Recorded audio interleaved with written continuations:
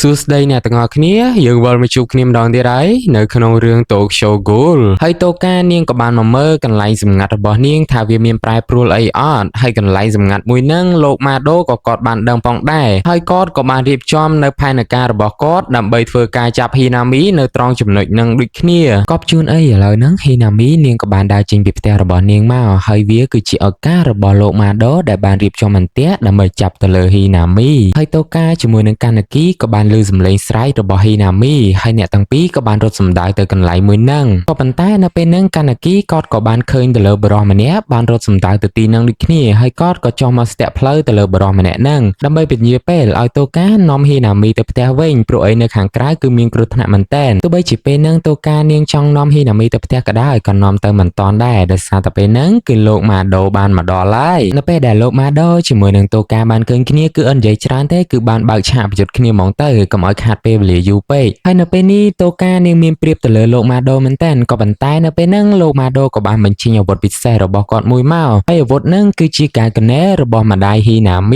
ឥឡូវនេះលោកម៉ាដូក៏បានចាប់ទៅលើតូកាជាប់ហើយក៏បានចាប់ទៅលើហ៊ីណាមីបានដូចគ្នាឥឡូវនេះអ្នកទាំងពីរមានតែបនម៉ាក់បនប៉ាទេដើម្បីមកជួយក៏ប៉ុន្តែនៅពេលហ្នឹងស្រាប់តែហ៊ីណាមីនាងក៏បានផ្្លាត់នៅកម្លាំងដ៏ពិសេសរបស់នាងចេញមកហើយសមត្ថភាពពិសេសរបស់ហ៊ីណាមីគឺនាងអាចប្រើការកណែបានចំនួន2នៅក្នុងពេលតែមួយហើយនៅពេលហ្នឹងលោកម៉ាដូក៏ចង់មកសម្លាប់ហ៊ីណាមីក៏ប៉ុន្តែតូកាក៏បានសម្លាប់គាត់មុនផងដែរចំណែកឯកាណាគីជាមួយនឹងបរិសម្នាក់នេះវិញគឺគាត់បានប្រើកម្ដាប់ដៃដើម្បីបដូរគ្នាទៅវិញទៅមកកាណាគីក៏គាត់មិនហ៊ានប្រើនៅការកណែរបស់គាត់នោះទេហើយនេះគ្រាន់តែជាមូលហេតុដែលគាត់ចង់ទិញពេលវេលាដើម្បីឲ្យតូកានាងលួងលោមទៅលើហ៊ីណាមីហើយនាំនាងទៅផ្ទះតែប៉ុណ្ណោះនៅពេលនេះកាណាគីគាត់មានតែប្រើនៅកម្លាំងបិសាចរបស់គាត់តែប៉ុណ្ណោះដើម្បីធ្វើការវាយប្រហារជាមួយនឹងបរិសម្នាក់ហ្នឹងហើយគាត់ដូចជាជួយបង្ហាញទៅកាន់បរិសម្នាក់ហ្នឹងថាគាត់មិនមែនជាមនុស្សដែលទន់ខ្សោយនោះទេគ្រាន់តែគាត់មិនចង់ប្រើកម្លាំងបិសាចនៅពេលដែលគាត់ប្រើកម្លាំងបិសាចម្ដងគឺគាត់មិនអាចគ្រប់គ្រងខ្លួនឯងបាននោះទេអញ្ចឹងហើយកាណាគីក៏បានប្រាប់ទៅកាន់បរិសម្នាក់ហ្នឹងឲ្យចេញពីគាត់ឲ្យលឿនទៅគាត់មិនចង់ខ្លាចទៅជាឃាតករដែលសម្លាប់មនុស្សនោះទេ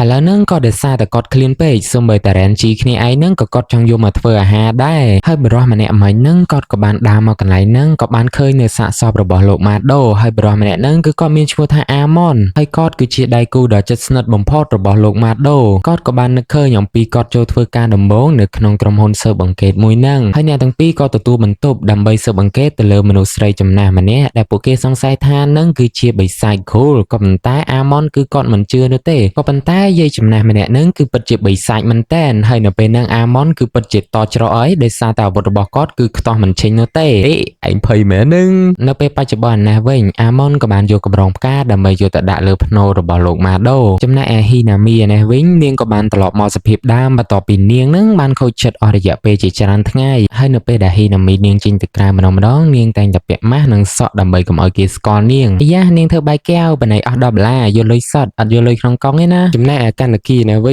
ញក៏បានមកនិយាយជាមួយនឹងអ៊ីតូរីថានៅពេលដែលគាត់ចាក់ទៅលើរ៉ែនជីហ្នឹងតើរ៉ែនជីអាចខឹងមកលើគាត់អត់នៅពេលដែលគាត់បំរុងនឹងដើរមកផ្ទះគាត់ក៏បានដើរទៅបុកនឹងក្មេងស្រីម្នាក់ហើយក្មេងស្រីម្នាក់ហ្នឹងក៏បានលួចនៅកាបូបលុយរបស់គាត់បានដើម្បីយកទៅឆែកឆេរមើលប្រវត្តិរូបរបស់គាត់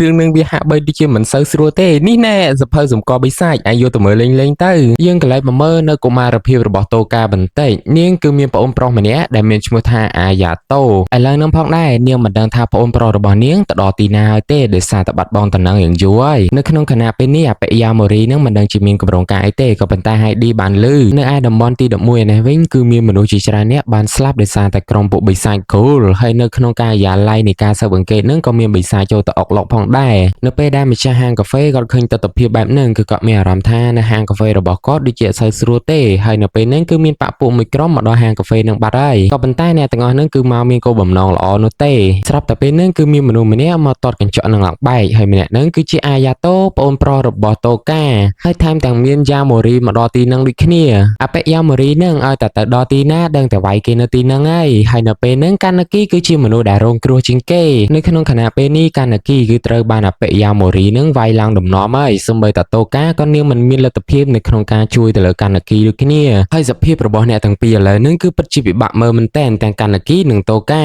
ានៅពេលដែលលោកម្ចាស់ហាងកាហ្វេ បានម្ដងគឺគាត់ឃើញសភាពបែបហ្នឹងគឺវាដូចទៅនឹងអ្វីដែលគាត់បានគិតមុននឹងបន្តិចចំណែកនៅឯការិយាល័យនៃក្រុមស៊ើបអង្កេតឯនេះវិញក៏កំពុងតែរៀបចំផែនការដើម្បីបញ្ជូនជាមួយនឹងពពួកបិសាចហើយនៅពេលដែលពួកគេកំពុងតែអង្គុយប្រជុំសុកៗនឹងស្រាប់តែមានក្មេងស្រីម្នាក់បានមកដល់ដូចគ្នាហើយនាងគឺមានឈ្មោះថាស៊ូស៊ូយ៉ាដោយសារតែនាងមកអង្គប្រជុំនឹងយឺតអញ្ចឹងគេដាក់បណ្ណៃឲ្យនាងឈរនៅត្រង់កន្លែងហ្នឹងរយៈពេល5ម៉ោងហើយស៊ូស៊ូយ៉ាហ្នឹងគឺនាងជួយចិត្តលេងសើចច្រើនមែនតើក៏ប៉ុន្តែអាការប្រយុទ្ធរបស់នាងហ្នឹងគឺវាមិនណយនោះទេវាពិតជាខ្លាំងមែនតើចំណែកឯ Heidi នេះវិញគាត់បានព្រួយបារម្ភទៅលើសុខភាពរបស់កាណាគីក៏ដោយសារតែកាណាគីបានឆាន់មកគាត់អស់រយៈពេល10ម៉ោងហើយចំណែកឯនៅហាងកាហ្វេនេះវិញអ្នកទាំងអស់គ្នាក៏បានរៀបចំផែនការដើម្បីចូលទៅជួយកាណាគីព្រោះអីកាណាគីត្រូវបានអាបិយាម៉ូរីនឹងចាប់យកទៅបាត់ហើយហាងកាហ្វេមួយនឹងគឺគេហៅឈ្មោះថាអាន់តេគូនឹងវាមានន័យថាដូចជាក្រុមមួយអញ្ចឹងហើយលោកម្ចាស់ហាងកាហ្វេក៏គាត់មានគម្រោងការមួយដែរដើម្បីចូលទៅជួយកាណាគីឲ្យវាមានភាពងាយស្រួលចំពោះផែនការរបស់គាត់គឺចង់ឲ្យក្រុមស៊ើបអង្កេតឬក៏គេហៅថា CCG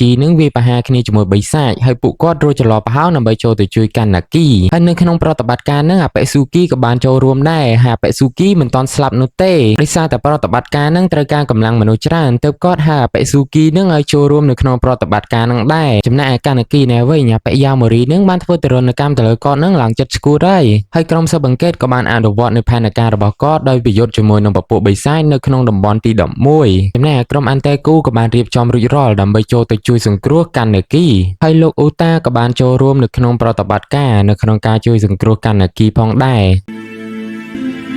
ឯកាណាគីនេះវិញគឺគេធ្វើទរណកម្មគាត់ដោយកាត់ម្រាមដៃនិងម្រាមជើងរបស់គាត់គឺគាត់ពិតជាពិបាកទ្រាំមែនតែនមកមើលប្រវត្តិត្រួសរបស់អាបិយាម៉ូរីពីមុនអាបិយាម៉ូរីគឺត្រូវបានក្រុមស៊ើបអង្កេតនឹងចាប់បានដាក់នៅក្នុងគុកហើយក៏បានធ្វើទរណកម្មយ៉ាងឃោរឃៅទៅកាន់អាបិយាម៉ូរីក៏ប៉ុន្តែនៅថ្ងៃមួយគឺគាត់បានបង្កើតនៅកម្លាំងបិសាចដ៏ខ្លាំងមួយហើយគាត់ក៏បានលួចចេញពីគុកនឹងបានសម្រេចផងដែរហើយភ្នាក់ងារស៊ើបអង្កេតឬក៏គេហៅថា CCG នឹងក៏បានរៀបចំកម្លាំងដើម្បីធ្វើការប្រយុទ្ធជាមួយនឹងបិសាចនៅក្នុងទ្រង់ទ្រាយដ៏ធំហើយលោកមេបញ្ជាការនៃក្រុមស៊ើបអង្កេតក៏បានឲ្យបើកឆាកនៃការប្រយុទ្ធមួយហ្នឹងហើយនៅពេលនេះគាត់ពិតជាស្លន់ស្លោមែនតើក៏ដោយសារតែស៊ូស៊ូយ៉ាយកម៉ូតូសំណប់ចិត្តរបស់គាត់ទៅបើកឡើងខ្ទេចហើយសមត្ថភាពនៅក្នុងការប្រយុទ្ធរបស់ស៊ូស៊ូយ៉ាហ្នឹងគឺពិតជាល្អមែនតើហើយនាងពិតជាចូលចិត្តនៅក្នុងការប្រយុទ្ធហ្នឹងមែនតើ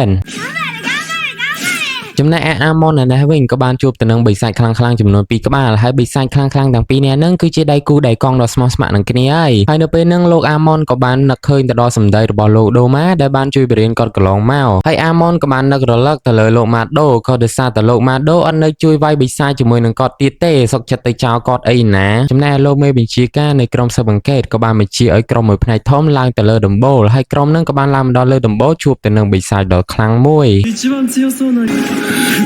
ចំណែកកាណាគីនេះវិញក៏ដោយសារតែគេធ្វើទរណកម្មគាត់សាហាវពេករហូតដល់គាត់នឹកឃើញដល់ម៉ាក់ដល់ប៉ារបស់គាត់ហើយនៅក្នុងការសម័យហ្នឹងរីសេក៏នាងបានមកបញ្ចុះបញ្ចូលទៅលើកាណាគីផងដែរកុំឲ្យកាណាគីនៅកំសាកបែបហ្នឹងទៀតហើយនាងក៏បានមកបញ្យល់កាណាគីថាកុំឲ្យកាណាគីនៅកំសាកបែបហ្នឹងទៀតអីកាលណាដែលគាត់នៅកំសាកបែបហ្នឹងគឺតែងតែមានមនុស្សដែលខ្លាំងជាងគាត់មកជិះជាន់និងធ្វើបាបគាត់ជានិច្ចមានតែគាត់ខ្លាំងនោះទេទើបមិនមានអ្នកណាជិះជាន់និងអ្នកណាធ្វើបាបមកលើគាត់ហើយក៏ដូចជាជួយការពារនៅមិត្តភ័ក្តិសំណប់ចិត្តរបស់គាត់ផងដែរឥឡូវនេះគឺគាត់ពិតជាតច្រកមែនតើក៏ដោយសារតែបិយាម៉ូរីនឹងគឺឲ្យគាត់ជ្រើសរើសទៅលើមនុស្សពីរនាក់ថាមួយណាមិនឲ្យគាត់សម្លាប់ដោយសារតែគាត់សម្រេចចិត្តយូរពេកអាបិយាម៉ូរីនឹងក៏បានសម្លាប់ទាំងពីរនាក់នឹងចោលហ្មងទៅកុំឲ្យសៅហ្មងយូរហើយឌីសេក៏នាងបានបង្ហាញនៅទស្សនវិជ្ជាដ៏សែនឈឺចាប់មួយទៅកាន់កាណាគីឲ្យបានឃើញនាងក៏បានសួរទៅកាន់កាណាគីទៀតផងដែរថាតើកាណាគីនឹងទទួលយល់នាងអត់ហើយនៅពេលហ្នឹងកាណាគីក៏បានស៊ីសាច់របស់ឌីសេបន្ទាប់ពីកាណាគីស៊ីសាច់របស់ឌីសេនៅក្នុងការសមាសម័យរបស់គាត់ហើយឥឡូវគឺកាណាគីបានប្រែក្លាយទៅជាមនុស្សមួយផ្សេងទៀតដែលខុសពីកាណាគីកាលពីមុនខ្លាំងមែនតើ